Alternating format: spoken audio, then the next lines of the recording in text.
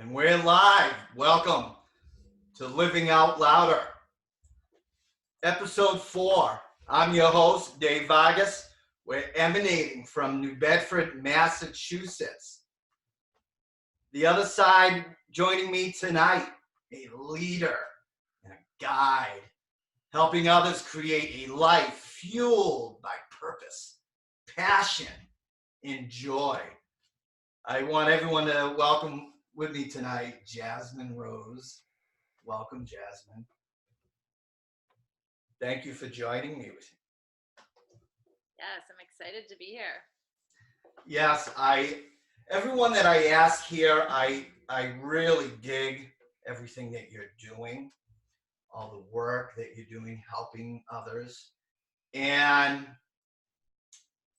every time, I'm inviting someone on and I'm thinking about, just what we're going to talk about, what we're going to say, what we're going to do. And Divine just came right to me with the message of the transmutation of sex energy. And it was so powerful, but everyone that is joining with us tonight, they probably have a different idea of what that is. And when I initially shared that with you, what ran through your head that this is what we're gonna talk about?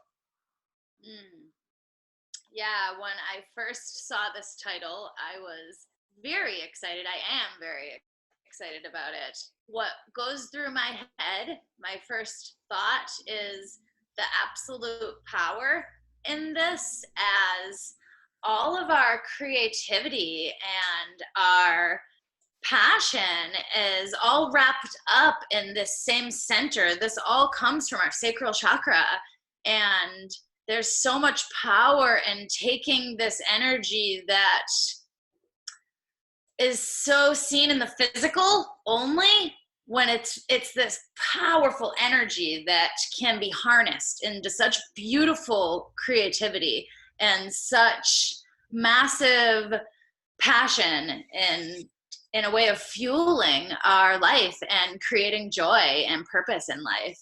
And yeah, and I absolutely love that. That was beautiful, beautifully said. I love that. And for many that are not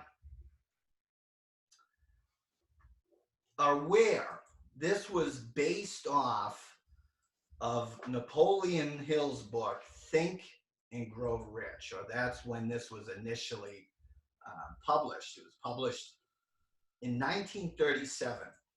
It was chapter 11, and it was listed under the 10th step towards riches, and labeled the mystery of sex transmutation. And it's such a misunderstood concept. So misunderstood. And sex is misunderstood. And what we're really dealing with is alchemy. And alchemy is the changing of one form of energy into another. Whoever's listening tonight.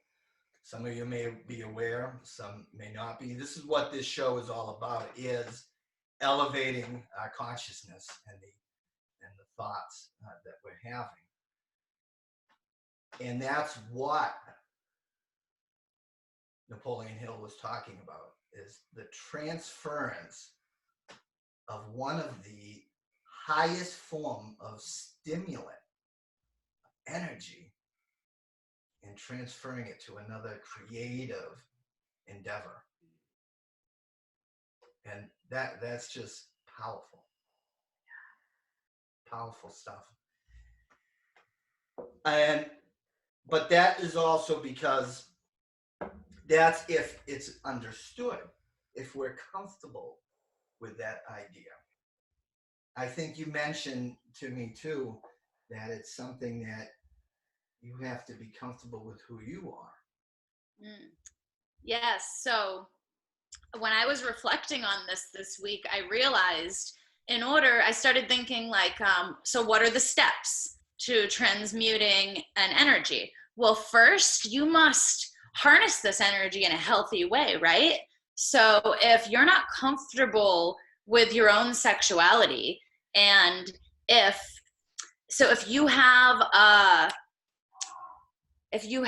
a dysfunctional way of looking at sexuality, if you don't see that sexuality, it's not simply a physical act, that sexuality encompasses all types of connection. Sexuality is an emotion, and how do we approach it? How do we look at it? Are we seeing ourselves? Are we seeing our own body in a healthy way? Are we seeing touch in a healthy way? Or is it some weird thing that we do, or some thing that you only say for certain people, or you have judgments around it? Well, then you can't transmute an energy that you have a dysfunctional relationship with, or you're going to end up with some type of mutation. Like, are you transmuting this energy from a place of power and now it has some weird power control around it, or are you transmuting it from your heart center? And all of that comes into play. Yeah. That really does. We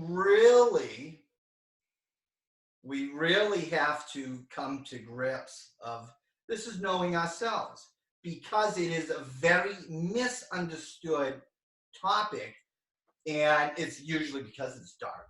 It's always mysterious. It's always been demystified. We have to, be shameful of who we are, especially in regards to relations with men or women, or what we are expectant of each other, and how is to serve or approach another. That's in its ignorance, and it's ignorance of how we treat it in a class. And so it is coming to grips of being and knowing who we are. And for anyone that is listening in, this has been through the ages. This is stimulus to go to a next level way of thinking. We are driven by desire. We're driven by all sorts of stimulus, love. We're driven by money, fame. These may not be spirituality type topics, but that's what the human mind is driven by. And the top of that is that sexual creative urge. And it's a very powerful, the most powerful stimulant of the mind. This is why we have erected pyramids. This is why we've erected and done anything. Any person of any significance throughout history had a high sexual drive. But they learned how to transform that into their endeavors. I believe I've been doing a lot of work in authentic connection and sensuality, and I believe it is this sexual energy that is the basis of our ability to deeply connect with one another. And if we're only seeing it as things you put into holes and like this type of physical sex, we lose a depth of connection. Like, the sexual energy is so much deeper than that. And being able to connect with one another through this energy without it having to be about the act of sex takes the human connection to such a deep heart and soul level. And this is something that I've been working with a lot in New York City, not as a facilitator yet, but as I've been deeply throwing myself into this world of authentic connection and tantra. And it's unbelievable the connection that I feel coming into spaces where we are sensually touching, no sex. where we are. Can I share with you an experience that I experienced yesterday? Of course, please, absolutely. Okay. I was in a space where we derobed. So I stood up in front of 12 people, I derobed, and I introduced pieces of my body. And I told stories about each piece, my insecurities, my struggles that I've lived through, things that I loved about that part of my body. And one by one, we each did this. And then we sat and conversed naked. And although it was so confronting, leading up to it and even in the beginning of it, by the end of it, it was so powerful and connecting to be able to shed all of the stories, shed all of the insecurities, and in some instances even feel a bit turned on looking at other people and see that while I was looking at you thinking about how attractive you are, you're telling me that you have very similar insecurities that I have.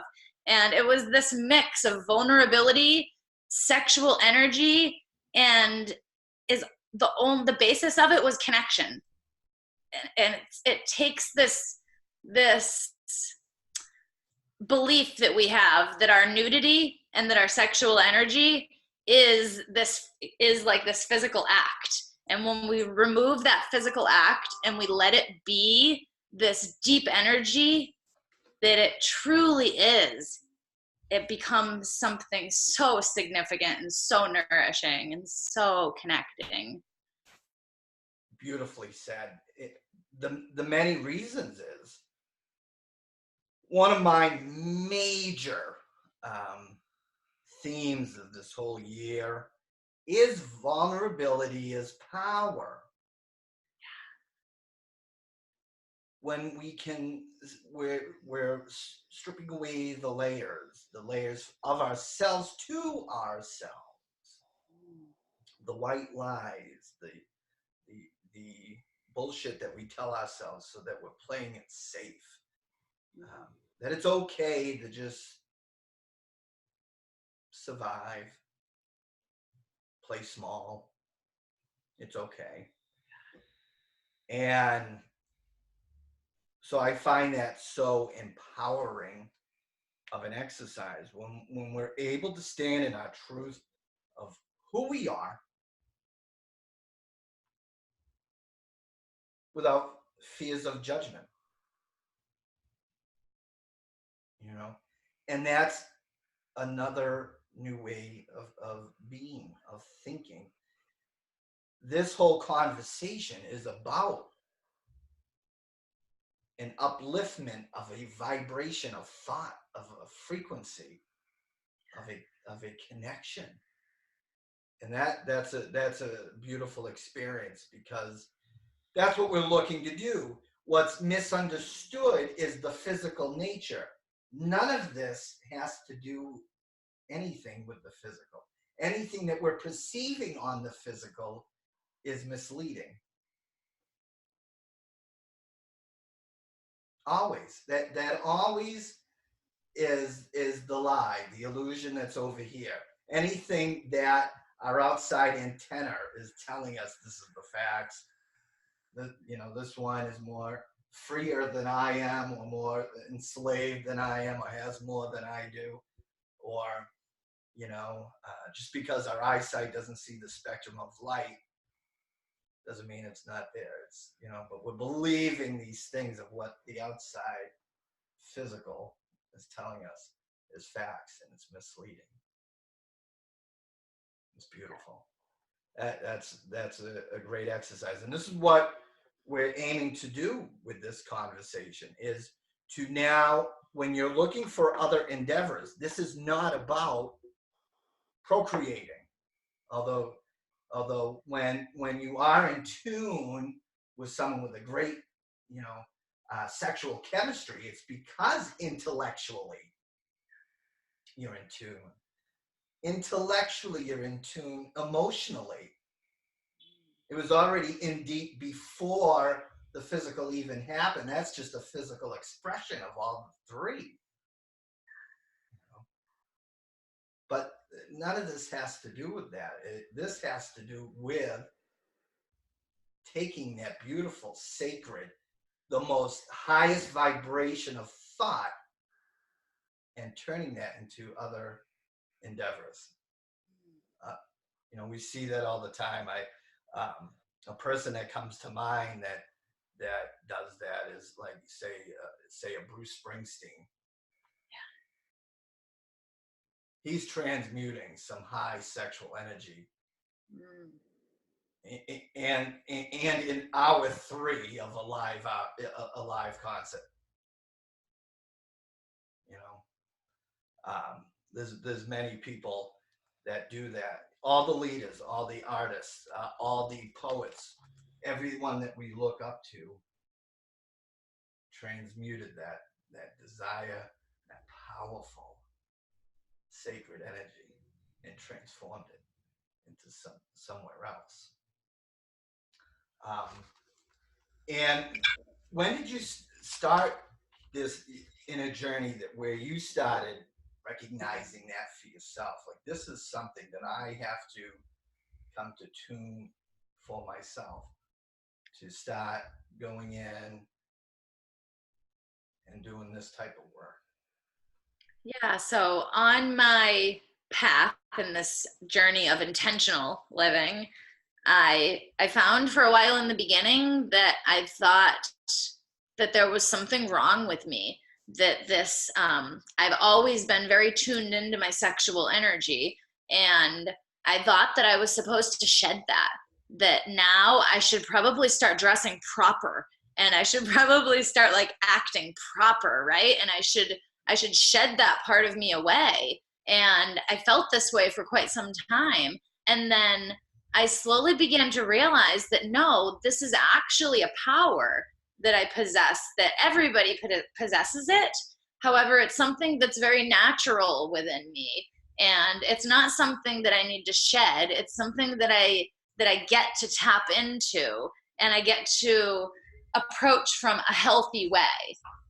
And I hadn't always been. I have been unconsciously using my sexual energy in life in a transmutation type of way, but it was very unconscious and maybe not so healthy, where I realized that I could actually persuade people and get what I want, right, by using this energy.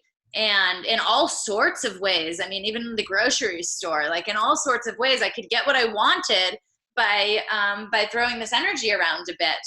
And I grew up in this world where I actually felt like there was something wrong with me because of it. And now that I'm aware, I'm learning that I can channel this into my creations, into my visions. And yeah, so it's probably been about the last 6 or 8 months. I have a coach that I hired for business. However, she's a sex, love, and relationship coach. And she led me to so much beauty. However, one of the things is an intentional orgasmic manifestation process, also referred to as sex magic. And that has been really powerful for me. It's not necessary. You don't need to do a process like this to transmute your energy. However, it's a really great form of, it's a type of meditation. It's a tangible way to transmute the energy. And yeah. Excellent. That is just a beautiful journey.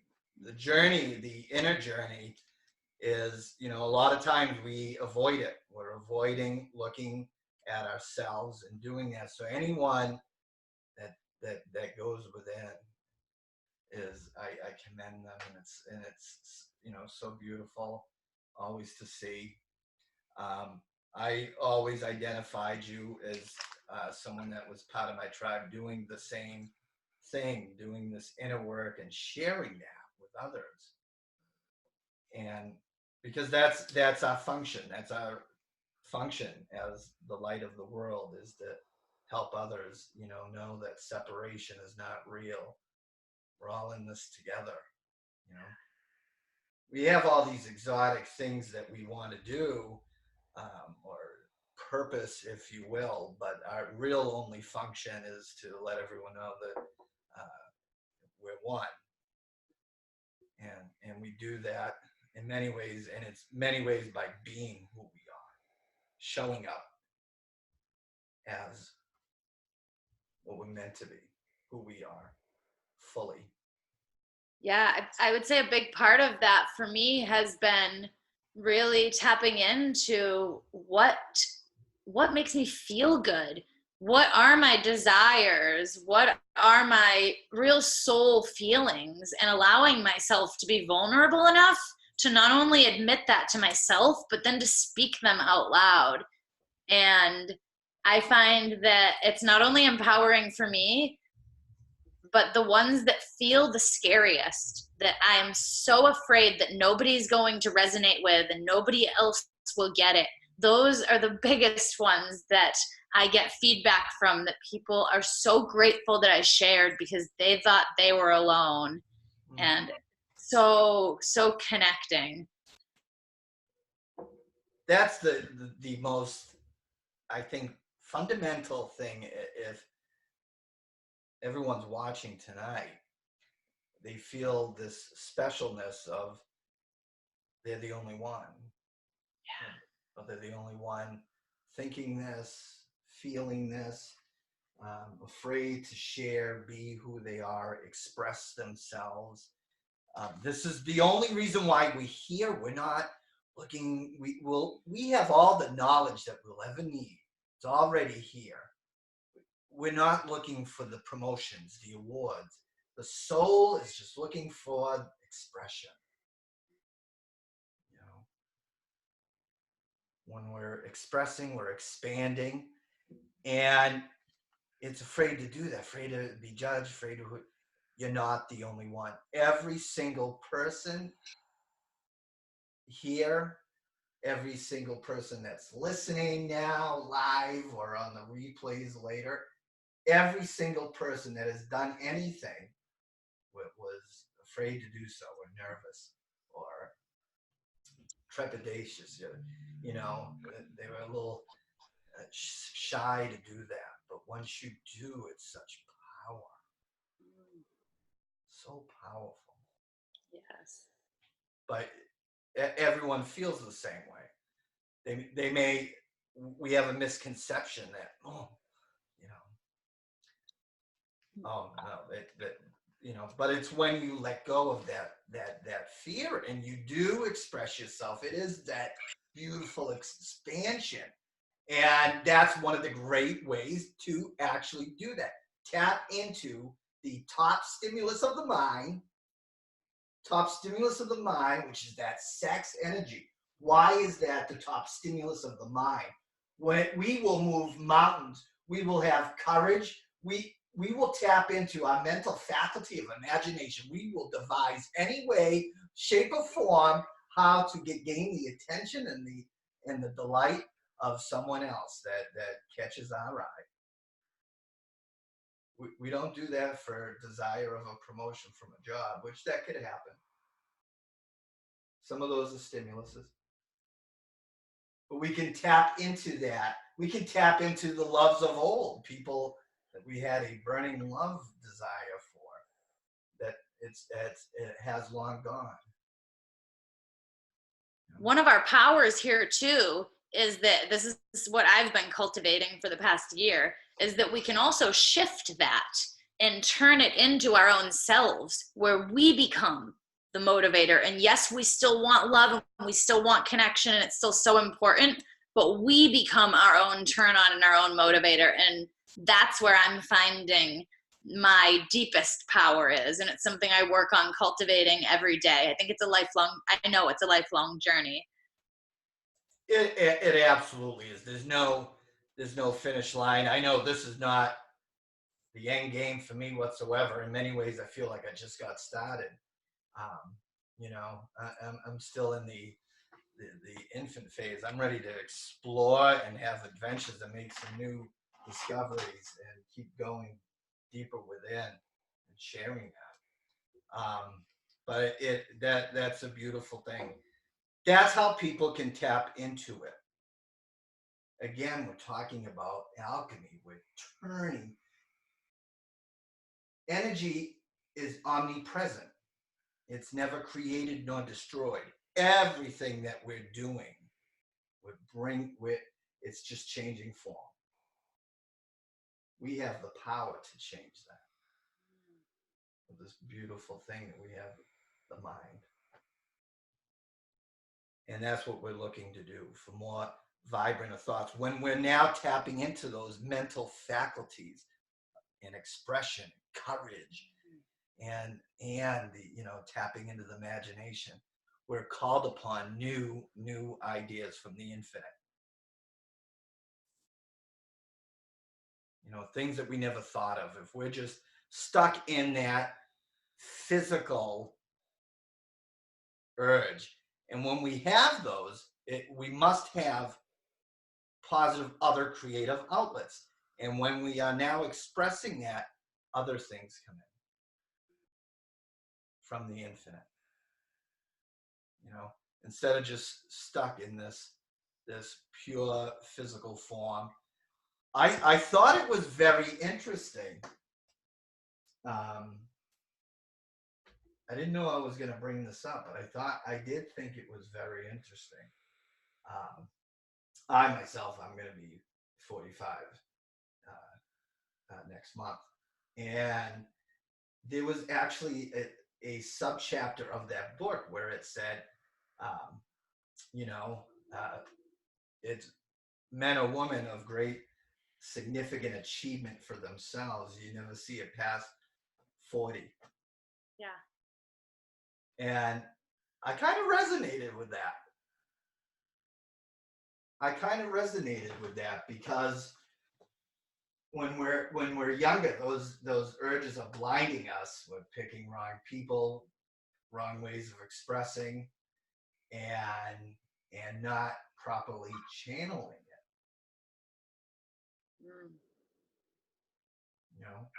So I thought that was interesting. And again, anyone that's just joining us now, the book that we're referring to is the 1937 classic. It is a top 10 book of everyone's list. It's called Think and Grow Rich. It was written by Napoleon Hill. Took him over 20 years to write it. He was asked to write this by, at the time, the richest man in America, Andrew Carnegie, who spent most of his life accumulating wealth and then the rest of his life giving it all away. And introduced him to all of the world's most successful men. And so who's who to this day. And he spent, I think, on that chapter over 12 years, that it was most of anyone that did any significance, it was after their 40s and even their 50s. And he was so intrigued by that. He spent 12 years just on that alone, in investigating that. And because it's more, we know who we are, but we're starting to. We're starting to really know who we are. Unlearning all the misconceptions and the beliefs and everyone's baggage that they put on us, and fears, and unlearning, and now relearning. That's a beautiful, beautiful thing. And as I was going into that, so what led you to start now working with others to share this? What sparked within you to share that message? Share what you go through, Jasmine, what currently, what you're going to do, help others share that. I lived most of my life for over 3 decades thinking that there was something wrong with me.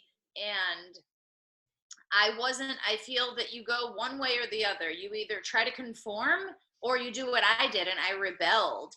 And there was so much of me that was created where I thought that I was owning my power and like I was going to show the world, but I had actually become my own abuser in this effort to show the world that I wasn't fucked up.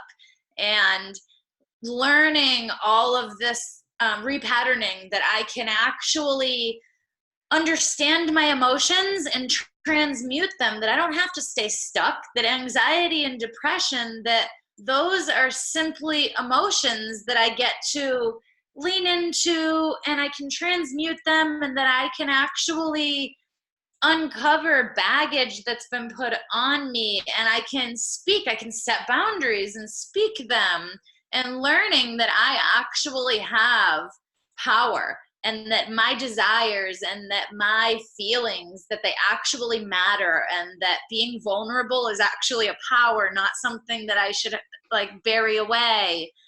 All of these things culminated in this space of me tapping into who I truly am, and feeling more and more comfortable every day stepping into this and showing it to the world, and realizing that living in a zone of this is me and this is my comfort is actually part of what keeps me stuck, that my power comes in getting into the, like I say, that the uncomfortable, all your magic, it's on the other side of uncomfortable. And so all of this work together has transformed my life on such a deep level.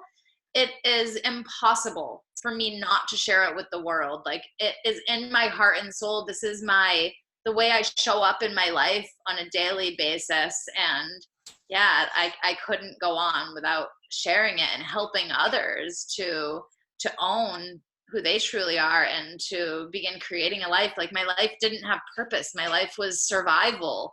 My life was efforting so hard to keep relationships in my life that wanted to dissolve, that the universe was trying to dissolve, and I was holding on so tightly. And in doing so, I was keeping myself from other beautiful things that wanted to come in, that I had blinders on to even see, because I was trying so hard to hold on to what I had, because I feared that if I let it go, that I would have nothing.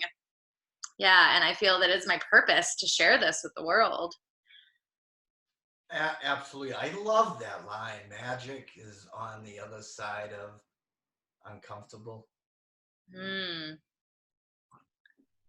Magic really is on the other side of uncomfortable.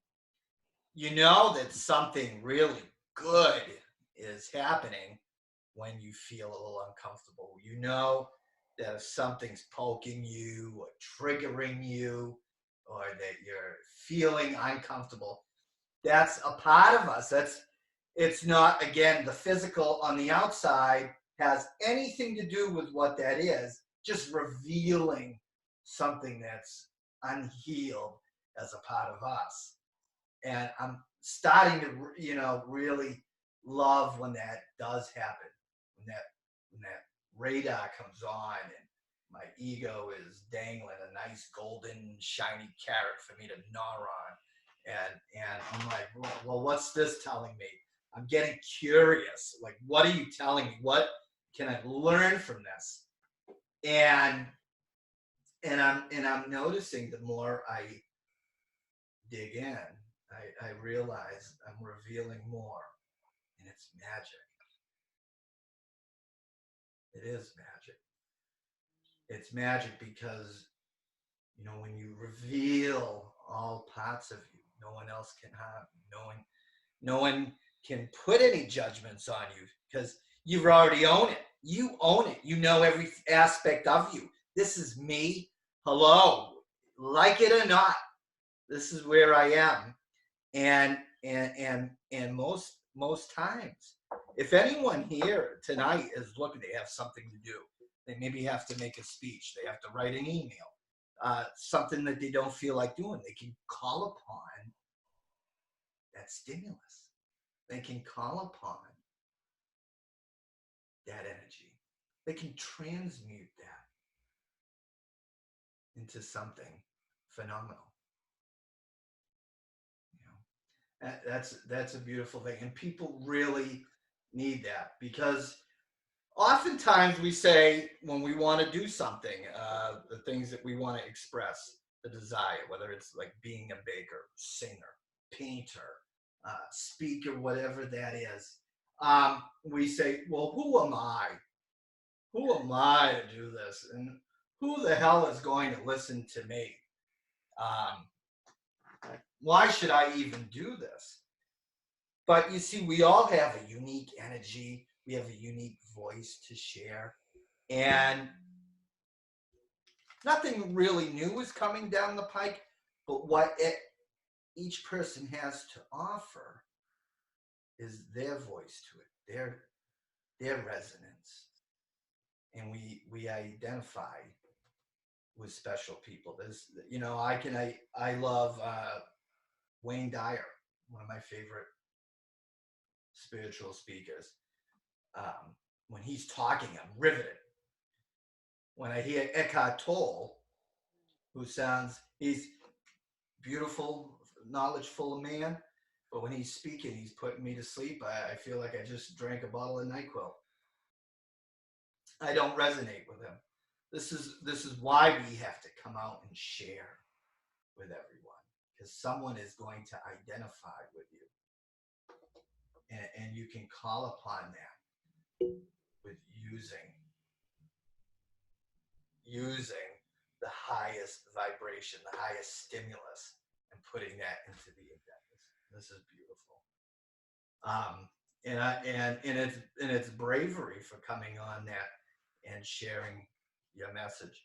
So, what are some of the things that you're doing now with people to help discover that for themselves and to So be I vulnerable? work with women to help them uncover themselves, basically uncover their true self and their desires and what they truly feel, and get comfortable living in a space of vulnerability, get comfortable owning their creativity, and to step out of simply surviving and getting by in life, and to step into a space of living from their soul.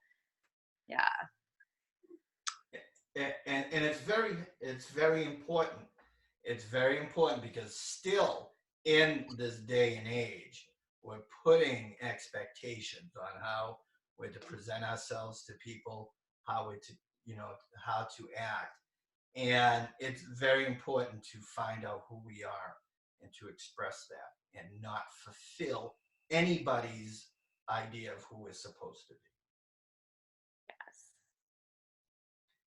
We're not to be who, my mom thinks I should be, my neighbor, my lover, anything. That's freedom.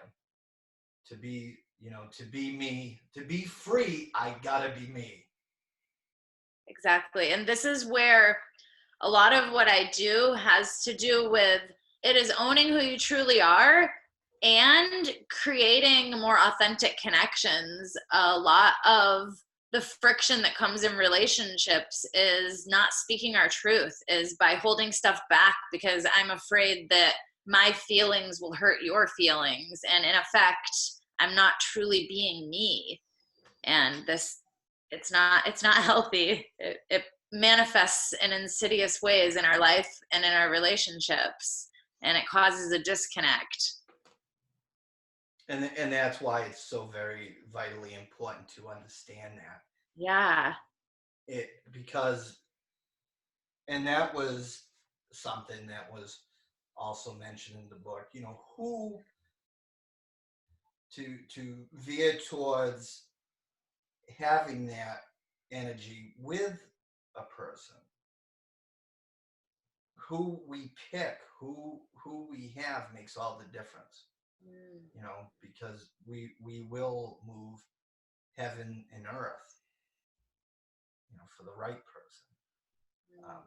The ones that we do pick to share an already intellectual and an emotional connection with, it can also, rain hellfire down on our life.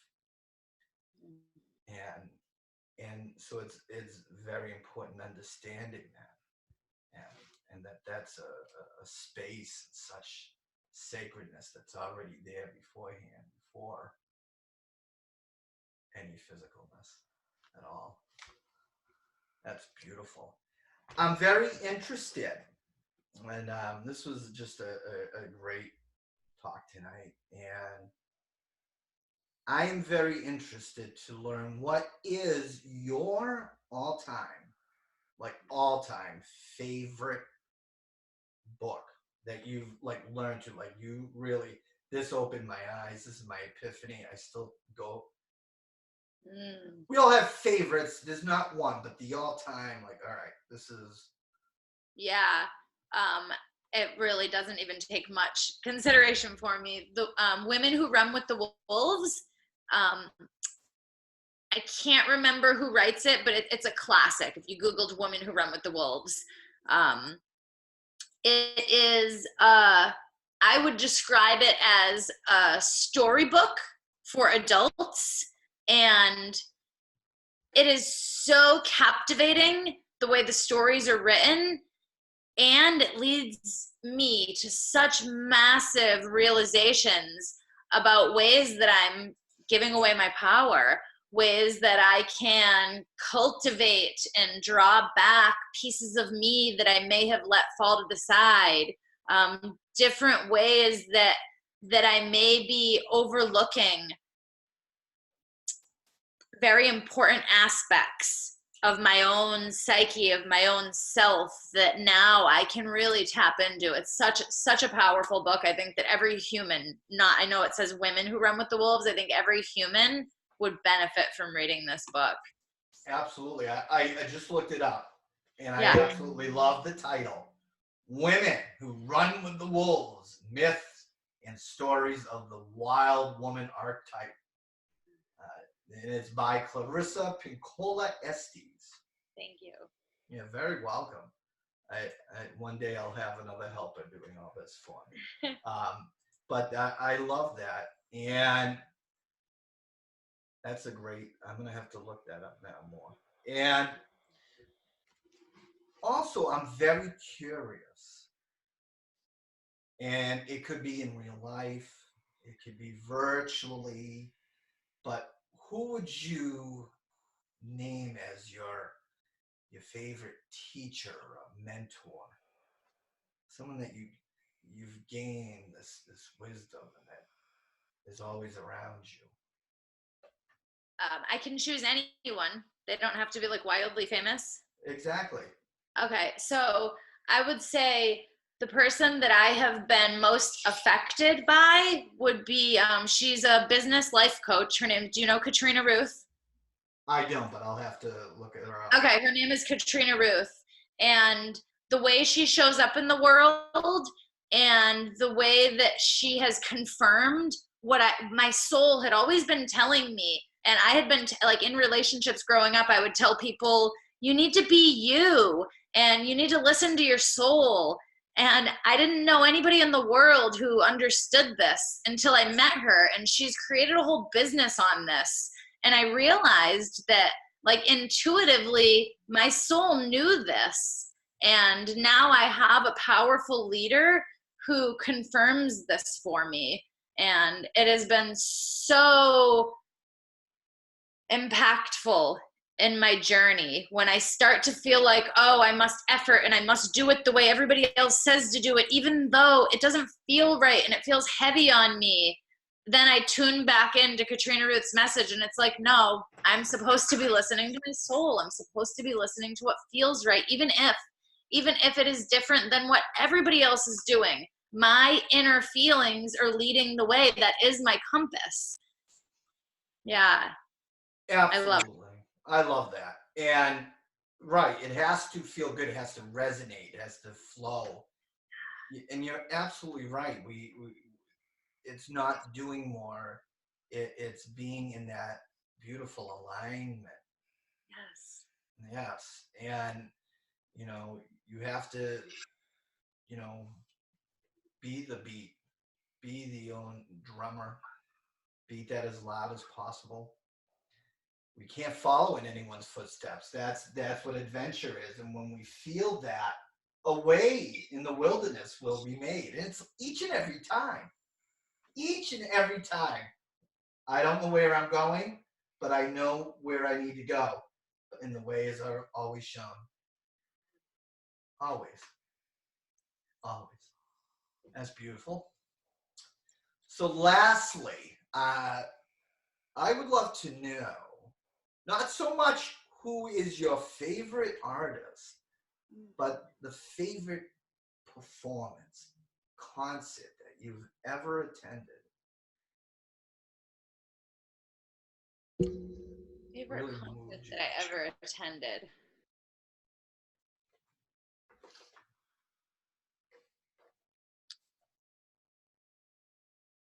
I don't know why I feel resistance saying this, but I would say my favorite concert that I ever attended would be Lady Gaga.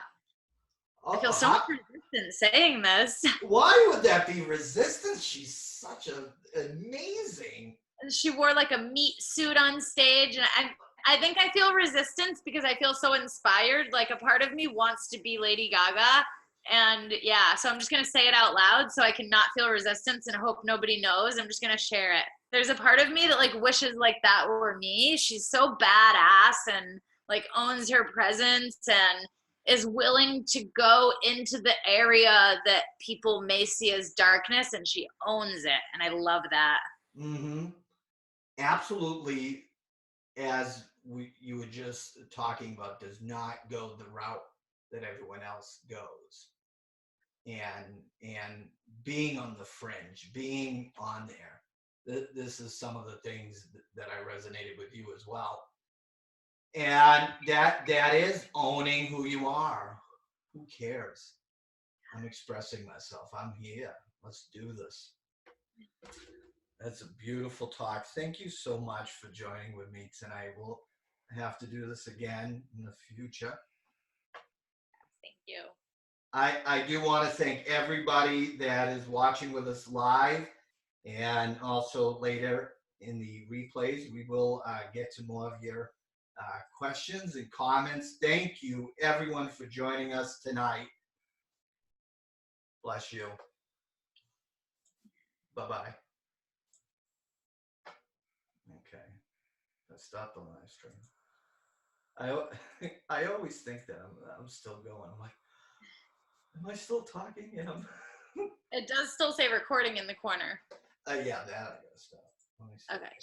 Thank you.